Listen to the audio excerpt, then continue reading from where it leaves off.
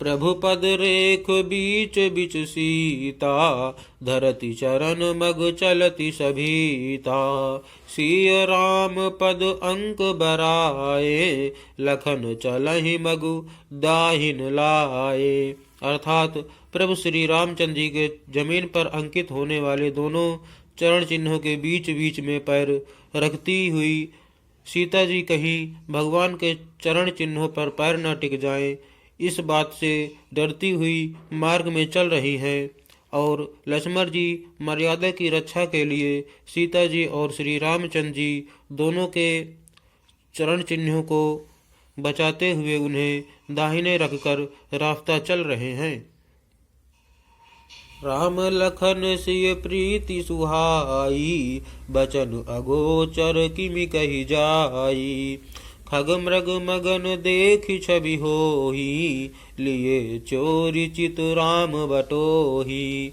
अर्थात श्री राम जी लक्ष्मण जी और सीता जी की सुंदर प्रीति वाणी का विषय नहीं है, अर्थात अनिर्वचनीय है, अतः वह कैसे कही जा सकती है। पक्षी और पशु भी उस छवि को देखकर प्रेमानंद में मग्न हो जाते हैं। पथिक रूप श्री रामचंद्र जी ने उनके भी चित्त चुरा लिए हैं। जिन्हें जिन्हें देखे पथिक प्रिय, सिय समेत दो भाई। भव मगु अगम आनंद तेई, बिनु श्रम रहे सिराई।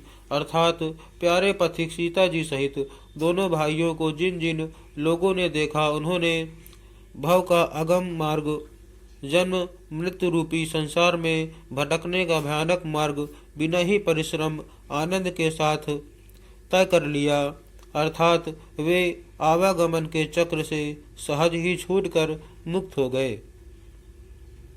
अजहु जासु उर सपनेहु काऊ, बसहु लखनु सिय राम बटाऊ। राम धाम पथ पाई सोई, जो पथ पाव कबहु मुनि कोई। अर्थात आज भी जिसके हृदय में स्वप्न में भी कभी लक्ष्मण सीता राम तीनों बटोही आ बसे, तो वह भी श्री राम जी के परम धाम के उस मार्ग को पा जाएगा जिस मार्ग को कभी कोई बिरले ही मुनि पाते हैं। तब रघुबीर श्रमित सिय जानी, देखि निकट बटु शीतल पानी।